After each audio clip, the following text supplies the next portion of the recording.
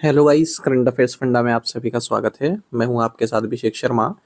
और आज के इस वीडियो सेशन में हम 18 सितंबर तक के सभी इंपॉर्टेंट करंट अफेयर्स कवर करने वाले हैं। हमेशा की तरह आप इस वीडियो को अंत तक जरूर देखिएगा। आज भी आपको काफ़ी कुछ जानने के लिए मिलेगा। सेशन की शुरुआत करने से पहले आप सभी को बताना चाहूँगा, यदि आप हमारे daily current affairs PDF, weekly PDF, monthly PDF और हर महीने के banking and economic awareness PDF चाहते हैं तो करंट अफेयर्स फंडा का 1 ईयर मेंबरशिप प्लान आप ज्वाइन कर सकते हैं, जिसका लिंक आपको वीडियो के डिस्क्रिप्शन में या फिर फर्स्ट कमेंट में मिल जाएगा। आपको बता दें, इस 1 ईयर मेंबरशिप प्लान के तहत जितना भी हमारा पीडीएफ कंटेंट है वो हम आपको 1 साल तक के लिए प्रोवाइड कराते हैं, जिसे आप डाउनलोड कर सकते हैं, प्रिंट आउट भी निकलवा सकते हैं। इसके लिए चाहे तो आप करंट अफेयर्स फंडा ऐप को यूज़ कर सकते हैं या फिर अपने लैपटॉप या सिस्टम की मदद से वेब लॉगिन भी कर सकते हैं। कोई भी आपका एग्जाम हो, banking, SSC, railway, state PCS, जहाँ पर भी जनरल अवेयरनेस या करंट अफेयर्स पूछे जाते हैं, सभी एग्जाम्स के लिए हमारा पीडीएफ कंटेंट काफ़ी यूज़फुल है। इस पीडीएफ कोर्स में हम आपको आरबीआई सर्कुलर्स भी प्रोवाइड करा रहे हैं। Financial awareness, digital awareness, banking awareness, general economic awareness, सब कुछ आपको एक ही पीडीएफ कोर्स में हम प्रोवाइड करा रहे हैं। इस बार आपने देखा होगा आईबीपीएस पीओ रिक्रूटमेंट नोटिफिकेशन 2025 जो आया है, उसके मेंस एग्जाम के सिलेबस में क्लियरली मेंशन है जनरल अवेयरनेस सेक्शन के साथ कि आरबीआई सर्कुलर्स से भी क्वेश्चन पूछे जाएंगे। आरबीआई सर्कुलर्स टॉपिक वहाँ पर दिया गया है, तो आपको ये पढ़ कर जाना है। आरबीआई सर्कुलर्स आरबीआई की वेबसाइट पर अवेलेबल रहते हैं, वहाँ से भी आप पढ़ सकते हैं। पर प्रॉब्लम ये है कि काफ़ी टाइम कंज्यूमिंग आपके लिए हो जाएगा, क्योंकि काफ़ी लेंदी होते हैं आरबीआई सर्कुलर्स, और फाइनेंशियल और इकोनॉमिक टर्म्स इसमें काफ़ी यूज़ होते हैं। तो आपका काफ़ी समय इसमें लग सकता है, क्योंकि पिछले 5-6 महीनों के आपको पढ़ने हैं। तो करंट अफेयर्स फंडा ने यही काम आपका आसान बना दिया है। हमने पिछले 5-6 महीनों के जो आरबीआई सर्कुलर्स हैं, सभी आरबीआई सर्कुलर्स, उन्हें काफ़ी इजी फॉर्मेट में तैयार किया है, वो भी पीडीएफ फाइल में, और एमसीक्यूज भी साथ में अटैच किए हैं। तो काफ़ी इजी लैंग्वेज में समझने में आसानी रहेगी। केवल जितना महत्वपूर्ण पॉइंट्स हैं उन्हें इंक्लूड किया गया है, और साथ में आप फिर एमसीक्यूज से भी उनकी प्रैक्टिस कर पाएंगे। तो ये आपको इसी current affairs funda PDF package में मिल जाएगा 1 साल की वैलिडिटी के साथ। बाकी बैंकिंग अवेयरनेस जो हम आपको अलग से प्रोवाइड कराते थे, वो भी अब आपको इसी पीडीएफ कोर्स में हम प्रोवाइड करा रहे हैं। कंप्लीट बैंकिंग अवेयरनेस हमने पढ़ा है, ना केवल आपके बैंकिंग मेंस एग्जाम के लिए, बल्कि अगर आप बैंक के इंटरव्यूज देते हैं, जैसे IBPS PO, SBI PO, RRB PO, even RBI grade B, इन इंटरव्यूज में जो बैंकिंग नॉलेज आपसे पूछी जाती है उसे भी आप आंसर कर पाएंगे इस कोर्स को पढ़कर। SSC, railway, state PCS exam में जो इंडियन इकोनॉमी पूछी जाती है उसे भी आप कर पाएंगे, क्योंकि इंडियन इकोनॉमी भी इसमें कंप्लीट पढ़ाई गई है। इंश्योरेंस से संबंधित एक डेडिकेटेड चैप्टर दिया गया है, जहाँ इंश्योरेंस के बेसिक्स आपके क्लियर हो जाएंगे। तो सब कुछ आपको एक ही पीडीएफ कोर्स में प्रोवाइड कराया जा रहा है, वो भी 1 साल की वैलिडिटी के साथ। तो साल भर जितने भी आपके एग्जाम्स होंगे, जहाँ पर भी जनरल अवेयरनेस या करंट अफेयर्स पूछे जाने, केवल यही कोर्स आपका इनफ रहेगा। और इस बार जो आईबीपीएस पीओ रिक्रूटमेंट, इस बार जो एसबीआई पीओ मेंस एग्जाम हुआ, इसमें भी आप देख लीजिएगा, मैंने शेयर भी किया टेलीग्राम पर। बैंकिंग अवेयरनेस का जो हमारा कोर्स है, इससे भी कई क्वेश्चंस देखने के लिए मिले हैं। तो ये आपको करंट अफेयर्स फंडा ऐप पर मिल जाएगा। ऐप का लिंक वीडियो के डिस्क्रिप्शन में दिया गया है और फर्स्ट कमेंट में पिन कर दिया गया है। तो लिंक पर क्लिक कीजिए, ऐप को इंस्टॉल कीजिए। लॉगिन करने के बाद ये कोर्स आप आए कर पाएंगे। फिर भी कोई डाउट अगर आपका रहता है तो हमारा कस्टमर केयर नंबर है 8448169188। इस पर आप कॉल कीजिए या फिर व्हाट्सएप करके भी जानकारी प्राप्त कर सकते हैं। तो बिना किसी देरी के शुरुआत करते हैं इस वीडियो सेशन की। सेशन की शुरुआत हमेशा की तरह क्वेश्चन ऑफ द डे से करेंगे, जिसका आंसर आपको अभी कमेंट बॉक्स में करना है। पूछ रहे हैं कि भारत का पहला बांस आधारित बायो एथेनॉल संयंत्र कहाँ उद्घाटन किया गया? Where was India's first bamboo based bio ethanol plant inaugurated? Option हैं असम, मिजोरम, नागालैंड या फिर मेघालय। जल्दी से आंसर कर दीजिए, फिर हम आगे बढ़ते हैं। इस तरह के क्वेश्चन यदि आप प्रैक्टिस करना चाहते हैं तो मैं टेलीग्राम पर जरूर ज्वाइन कीजिएगा। करंट अफेयर्स फंडा नाम से हमारा टेलीग्राम चैनल है।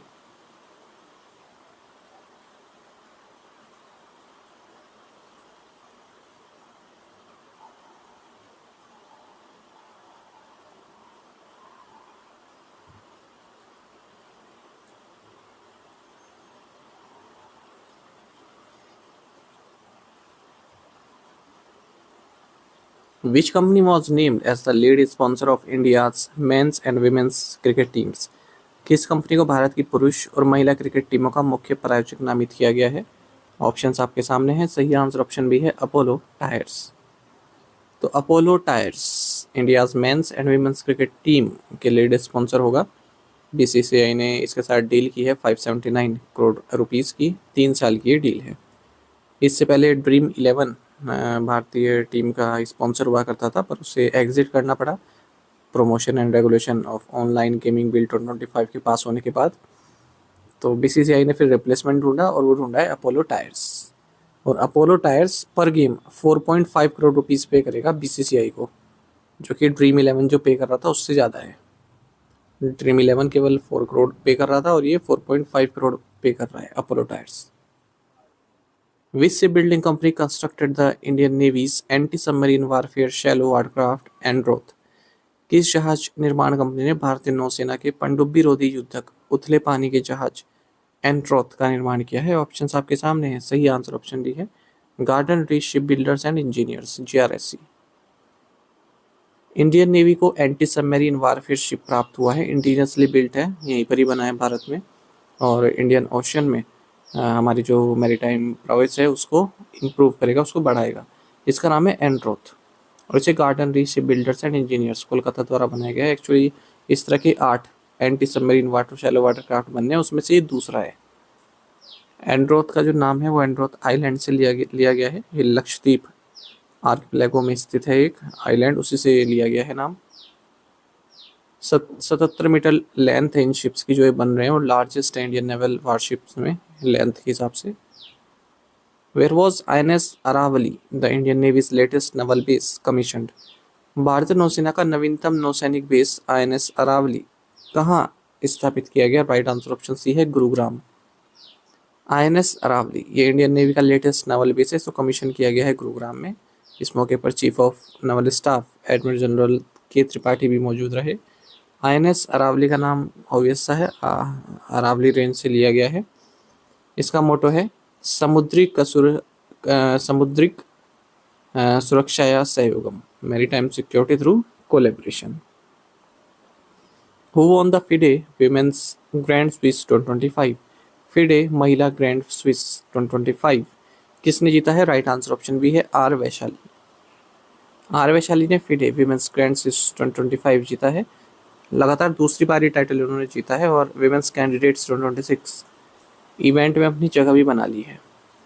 अगर हम इसके मेल वर्जन की बात करें इस टूर्नामेंट की, यानी कि फिडे ग्रैंड स्विस टूर्नामेंट, तो इसे Dutch chess grand master Anish Giri ने जीता है। तो 2 इवेंट हुए ना, एक तो मेल और एक फीमेल। तो फीमेल इवेंट आर वैशाली ने जीता है और मेल इवेंट जीता है अनीश गिरी ने। ये डच चेस ग्रैंड मास्टर हैं। कहाँ पर हुआ है सब कुछ इवेंट? समरकंद, उज्बेकिस्तान में। Who has been appointed as the Executive Director India at the Asian Development Bank? एशियाई विकास बैंक में भारत के कार्यकारी निदेशक के रूप में किसे नियुक्त किया गया है? राइट आंसर ऑप्शन सी है एल सत्य श्रीनिवास। इंडियन गवर्नमेंट ने एल सत्य श्रीनिवास, जो कि स्पेशल सेक्रेटरी है कॉमर्स मिनिस्ट्री में, इन्हें एग्जीक्यूटिव डायरेक्टर इंडिया नियुक्त किया है एशियन डेवलपमेंट बैंक में 3 साल के लिए। भारत के साथ साथ ये बांग्लादेश, भूटान, लाओस, ताजिकिस्तान और तुर्कमेनिस्तान को भी रिप्रेजेंट करेंगे एशियन डेवलपमेंट बैंक के बोर्ड ऑफ डायरेक्टर्स में। India 4th largest share holder है एशियन डेवलपमेंट बैंक में, जापान, यूएस और चाइना के बाद। अप्रैल 2025 तक देखें तो एडीबी ने 59.5 बिलियन $US कमिट किए हैं भारत में। Where was the international conference on Gyan Bharatam held? ज्ञान भारतम पर अंतर्राष्ट्रीय सम्मेलन कहाँ आयोजित किया गया? राइट आंसर ऑप्शन सी है विज्ञान भवन, new Delhi. International conference on the ज्ञान भारतम, ये विज्ञान भवन न्यू दिल्ली में आयोजित हुआ है। इसका थीम रहा reclaiming India's knowledge legacy through manuscript heritage. इस मौके पर प्राइम मिनिस्टर नरेंद्र मोदी ने ज्ञान भारतम पोर्टल भी लॉन्च किया है। Which Indian states are covered under the 2025-26 opium Poppy cultivation licensing policy? 2025-26 अफीम पॉपी खेती लाइसेंसिंग नीति के अंतर्गत कौन से भारतीय राज्य शामिल हैं? राइट आंसर ऑप्शन डी है Madhya Pradesh, Rajasthan and Uttar Pradesh. Union government ने एनुअल लाइसेंसिंग पॉलिसी अनाउंस कर दी है ओपियम पॉपी कल्टीवेशन के लिए, और इसमें मध्य प्रदेश, राजस्थान और उत्तर प्रदेश शामिल हैं 2025-26 के लिए। और एलिजिबल फार्मर्स में भी 23.5% का इंक्रीज देखने मिलेगा। 1.21 लाख फार्मर्स एलिजिबल हैं इस ओपियम पॉपी कल्टीवेशन के लिए।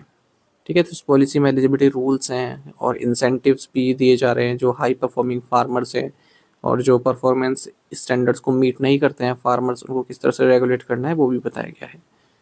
तो जो भी फार्मर्स हैं, हाई परफॉर्मिंग फार्मर्स हैं जो 900 kg पर हेक्टेयर यील्ड दे रहे हैं, उन्हें इंसेंटिव भी दिया जाएगा।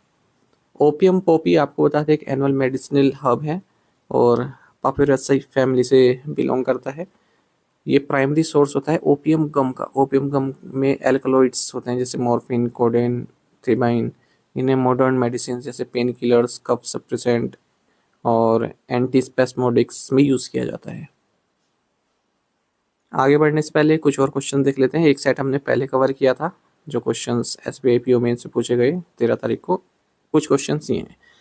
तो एक पूछा गया था आपका बीबी फातिमा सेल्फ हेल्प ग्रुप कहाँ से है, ठीक है, तो कर्नाटक से है। पहला क्वेश्चन ये हो गया था। उसके बाद एक पूछा गया था आपसे अर्थ केयर से संबंधित। अर्थ केयर जो जॉइंट वेंचर है ये यूरोपियन जापानीज के बीच में है। जो यूरोपियन जापानीज जो स्पेस एजेंसीज हैं उनके बीच में है। एक पूछा था ई स्पोर्ट्स वर्ल्ड कप किसने जीता है, तो मैग्नस कार्लसन ने जीता। एक क्वेट सी ऑब्जर्वर मिशन से संबंधित क्वेश्चन पूछा गया था। एग्जैक्ट क्या है मुझे मालूम नहीं पर पूछा गया था। एक सेल्फ रेगुलेटरी ऑर्गेनाइजेशन स्टेटस हाल ही में दिया गया था fixed income money market and derivatives association of India को, उससे क्वेश्चन पूछा गया था। एक ये सोवरेन गोल्ड बॉन्ड से संबंधित क्वेश्चन पूछा गया था। ये हमने विजेता बैच जो हमारा बैंकिंग गवर्नेंस का इसमें कवर किया है। और एक पूछा गया था आपसे ये एक 6 member payments regulatory board committee यहाँ पर बनाई थी RBI ने, ठीक है, इससे संबंधित क्वेश्चन था। और एक पूछा गया था ये PM mega integrated textile reason and April PM Mitra park से संबंधित पूछा गया था, ग्रीनफील्ड और ब्राउनफील्ड से संबंधित। तो ये भी आपको कराया गया है, समझाया भी गया है। ये मैं आपको इसलिए दिखा रहा हूँ ताकि आप में एक कॉन्फिडेंस आ सके आपकी सही प्लेटफॉर्म में पढ़ रहे हैं आप, ठीक है। When is international equal pay day observe every year, अंतर्राष्ट्रीय समान वेतन दिवस हर वर्ष कब मनाया जाता है? राइट आंसर ऑप्शन डी है 18 सितंबर। इंटरनेशनल इक्वल पे डे ये 18 सितंबर को मनाया जाता है। एक इक्वल पे इंटरनेशनल कोलिशन भी है और इसका नेतृत्व करते हैं ILO, UN women and OECD। इसका अचीव है हर जगह equal pay for women and मेन स्थापित करना। हु वॉज स्worn in as the governor of Maharashtra recently, हाल ही महाराष्ट्र के राज्यपाल के रूप में किसने शपथ ली है? राइट आंसर ऑप्शन है आचार्य देवव्रत। सर्विंग गवर्नर हैं गुजरात के आचार्य देवव्रत, इन्होंने शपथ ली है गवर्नर ऑफ महाराष्ट्र की। और chief justice of Bombay high court Chandrashekhar ने इन्हें ये शपथ दिलाई है राजभवन में। ये 22nd गवर्नर बनते हैं इस तरह से महाराष्ट्र के। और ये इसलिए बने क्योंकि इनसे पहले जो गवर्नर थे CP राधाकृष्णन ये वाइस प्रेसिडेंट बन गए हैं। Which IT company has signed a pact with CDAC to develop India sovereign cloud ecosystem? किस IT कंपनी ने भारत के सोवरेन क्लाउड इकोसिस्टम को विकसित करने के लिए सीडेक के साथ एक समझौते पर हस्ताक्षर किए? राइट आंसर ऑप्शन डी है Tata consultancy services. Tata consultancy services ने एक पैक्ट साइन किया है centre for development of advance computing CDAC के साथ इंडिया के सोवरेन क्लाउड इकोसिस्टम को बेहतर बनाने के लिए। The collaboration will focus on research to develop indigenous technologies and deliver scalable AI-enabled cloud platform that align with India's data localization mandates and support the digitization of critical public sector services। ठीक है, तो जो indigenous technologies हैं, ठीक है, उनको बनाया जाए, उनको इम्प्रूव किया जाए, क्लाउड प्लेटफॉर्म्स को AI इनेबल किया जाए। Which Indian company signed an agreement with wind research limited for UAV collaboration? किस भारतीय कंपनी ने UAV सहयोग के लिए विंड रिसर्च लिमिटेड के साथ एक समझौते पर हस्ताक्षर किए? राइट आंसर ऑप्शन है भारत फोर्ज। भारत फोर्ज ने एग्रीमेंट साइन किया है UK based autonomous cargo drone manufacture wind research limited के साथ, जिसके जरिए जो विंड रिसर्च का अनमैन्ड एरियर व्हीकल अल्ट्रा है, ठीक है, उसको भारत भर में डिप्लॉय किया जाएगा, लोकलाइजेशन उसका किया जाएगा भारत फोर्ज के साथ मिलकर। और ये जो पार्टनरशिप है ये UK India free trade agreement के हिसाब से देखें तो एक प्रोग्रेस है भारत और UK के बीच में ट्रेड को लेकर। और आपसे क्वेश्चन ये पूछा सकता है कि भारत ने किस देश के साथ विजन 2035 साइन किया है, तो ये है UK के साथ, इंडिया UK विजन 2035। एक और MOU देख लेते हैं। इसराइल केमिकल्स लिमिटेड ने बायोप्राइम के साथ पार्टनरशिप की है, जिसके जरिए advance soil and crop health solutions India में लॉन्च किए जाएंगे। Which organization signed an agreement with L&T for track works of the Mumbai Ahmedabad bullet train project? Mumbai Ahmedabad bullet train परियोजना के ट्रैक कार्यों के लिए किस संगठन ने L&T के साथ एक समझौते पर हस्ताक्षर किए? राइट आंसर ऑप्शन डी है national high speed rail corporation limited. National high speed rail corporation limited ने एक एग्रीमेंट साइन किया है लार्सन एंड टूब्रो के साथ, जिसके जरिए Mumbai Ahmedabad bullet train project के लिए जो ट्रेस वर्क है, ठीक है, उसको डिज़ाइन, सप्लाई, कंस्ट्रक्शन, उसकी टेस्टिंग, कमीशनिंग की जाएगी। The deal with L&T includes track works for 4 stations and a rolling stock depot at Thane. Which institute launched the Tamil Nadu Startup and Innovation Dashboard? Innovation TN. किस संस्थान ने Tamil Nadu startup और innovation dashboard innovation TN launch किया है? Right answer option B है IIT Madras. IIT Madras ने Tamil Nadu startup and innovation dashboard innovation TN को launch किया है। राज्य में जो स्टार्टअप से संबंधित है उसके लिए इसने गाइडेंस तमिलनाडु के साथ पार्टनरशिप की है। ये स्टेट की एजेंसी है गाइडेंस तमिलनाडु, और इसका नाम है इनोवेशन टीएन, जैसे हमने पहले भी देखा। The platform provides a comprehensive overview of the startup ecosystem of Tamil Nadu and showcases the innovation prowess to different stakeholders such as investors, industries, financial institutions, and startup founders. What is the name of the 3D air surveillance radar developed by Tata Advanced Systems Limited and Spanish defense firm Indra?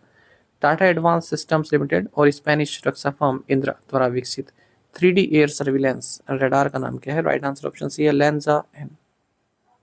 Tata advanced systems limited ने Spanish defence firm Indra के साथ collaborate किया है, जिसके जरिए उन्होंने एक advance naval air surveillance radar को मैन्युफैक्चर किया है और उसको कमीशन किया है इंडियन नेवी वारशिप पर।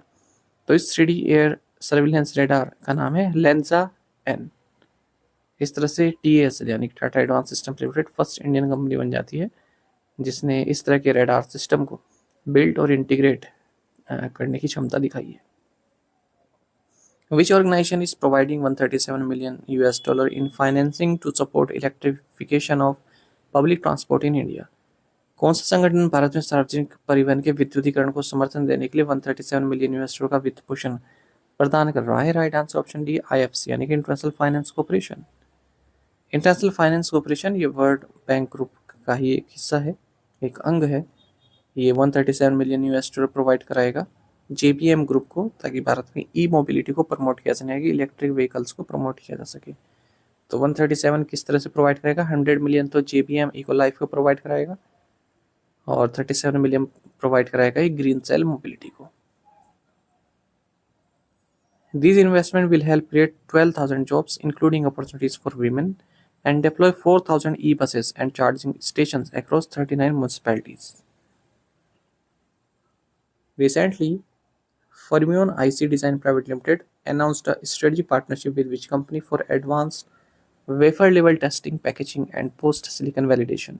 हाल ही में फर्मियोनिक डिज़ाइन प्राइवेट लिमिटेड ने उन्नत वेफर स्तरीय परीक्षण, पैकेजिंग और पोस्ट सिलिकॉन सत्यापन के लिए किस कंपनी के साथ रणनीतिक सहायता की घोषणा की? राइट आंसर ऑप्शन डी है Tata electronics. Fermion IC design private limited ये बेंगलुरु बेस्ड कंपनी, इसने एक MOU साइन किया है टाटा इलेक्ट्रॉनिक्स के साथ। ठीक है, अब देखिए कई कंपनियां ऐसी होती हैं जो डिज़ाइन वगैरह देती हैं, जैसे कोई IC बनानी है उसकी डिज़ाइन देती हैं, लेकिन उसको मैन्युफैक्चर नहीं करती। मैन्युफैक्चरिंग का काम कोई और करता है, उसको टेस्टिंग का काम कोई और करता है। ठीक है, तो इसी तरह से फर्मियोन IC है, ये डिज़ाइन करती है चिप वगैरह को या फिर और भी कोई इस तरह के इलेक्ट्रॉनिक्स गैजेट्स में जो यूज़ होने वाली चीज़ें होती हैं और देती हैं दूसरी कंपनीज को टेस्टिंग के लिए। तो वही टाटा इलेक्ट्रॉनिक्स को टेस्टिंग के लिए इसने रखा है। ठीक है, the collaboration supports the production ramp of Fermion IC digitally designed and fully owned 4 channel expand beamformer IC। तो इसने ये बनाया है 4 चैनल एक्सपेंड बीमफॉर्मर IC इसने बनाया है, तो इसी को टेस्टिंग वगैरह की जाएगी टाटा इलेक्ट्रॉनिक्स के द्वारा। As per Defense Procurement Manual 2025, what will be the minimum liquidated damages levied post development of any prototype? रक्षा खरीद मैनुअल 2025 के अनुसार किसी भी प्रोटोटाइप के विकास के बाद लगाए जाने वाला न्यूनतम तरलता क्षति कितना होगा? राइट आंसर ऑप्शन सी है 0.1%। देखिए, डिफेंस मिनिस्टर राजनाथ सिंह ने डिफेंस प्रोक्योरमेंट मैनुअल 2025 को अप्रूव कर दिया है। इसमें बताया गया है किस तरह से जो डिफेंस कंपनीज हैं वो जो भी इक्विपमेंट वगैरह खरीदेंगी, ठीक है, किस तरह से खरीदेंगी, क्या क्या नियम फॉलो करने होंगे। लास्ट टाइम इसको 2009 में प्रोमोलगेट किया गया था, लाया गया था इस पॉलिसी को, डिफेंस प्रोक्योरमेंट मैनुअल को। अब 16 साल बाद इसको लाया गया है। तो उसमें बताया गया जैसे कोई प्रोटोटाइप बनते हैं ना, तो जब तक प्रोटोटाइप बना नहीं है डेवलपमेंट फेज में, उसमें कोई भी लिक्विड डैमेजेस चार्ज नहीं लगा। लिक्विड डैमेजेस मतलब जैसे कोई प्रोटोटाइप बन गया है, उसमें डिले कंपनी द्वारा की जा रही है उसे बनाने के लिए, ठीक है, तो अगर वो डेवलपमेंट फेज में तो कोई इस तरह का चार्ज लगेगा। लेकिन अगर लेकिन जब बन गया, डेवलपमेंट हो गया, पोस्ट डेवलपमेंट के बाद उसमें चार्जेस लेंगे अगर कोई डिले करता है उसे एक मतलब ओरिजिनल स्ट्रक्चर बनाने में। तो मिनिमम जो लिक्विडिटी डैमेजेस लेगा है वो 0.1% का होगा और मैक्सिमम जो है 5% का होगा। और अगर इनऑर्डिनेट डिलेस करी जाती है तो ये मैक्सिमम 10% का हो सकता है। टू द पॉइंट क्वेश्चन और उनके आंसर देख लेते हैं। When was monarchy एबोलिश्ड in Nepal? May 28, 2008. Who wrote MS Swaminathan, The Man Who Fed India? Priyambada Jayakumar. Who has been appointed as Secretary to the Vice President of India? Amit Khare. Who wrote former PM late Atal Bihari Vajpayee's biography Believer's Dilemma? Abhishek Chaudhary. Union Minister Piyush Goyal inaugurated the first regional office of APEDA in which city of Bihar? Answer is Patna. आप में से कई एस्टूडेंट्स ने बिल्कुल सही answer किया है। इस तरह से पार्टिसिपेट करते रहिए। चलिए आज के असाइनमेंट क्वेश्चन देखें, इनके आंसर आपको भी करने हैं कमेंट बॉक्स में। Which country is the world's largest buyer of vegetable oils? Which state's former CM Donwa Thorvaldsen passed away? Giorgio Armani, Italy, who recently passed away at the age of 91, was an eminent. A Supreme Court appointed SIT found no statutory irregularities in the acquisition of animals by Reliance on Vantara. Who headed the panel? The Indian Navy's indigenously designed and constructed divining support vessel, नाम बताना है, made its maiden port call at Changi, Singapore, and participated in the multinational Pacific Keystone 25 exercise. इन पांचों questions के answer आपको comment box में देने हैं। यदि एक क्वेश्चन का आंसर भी आता है वो भी आप अवश्य बताइएगा। साथ ही में टेलीग्राम पर जरूर ज्वाइन करें। करंट अफेयर्स फंडा नाम से हमारा टेलीग्राम चैनल है। Thank you guys.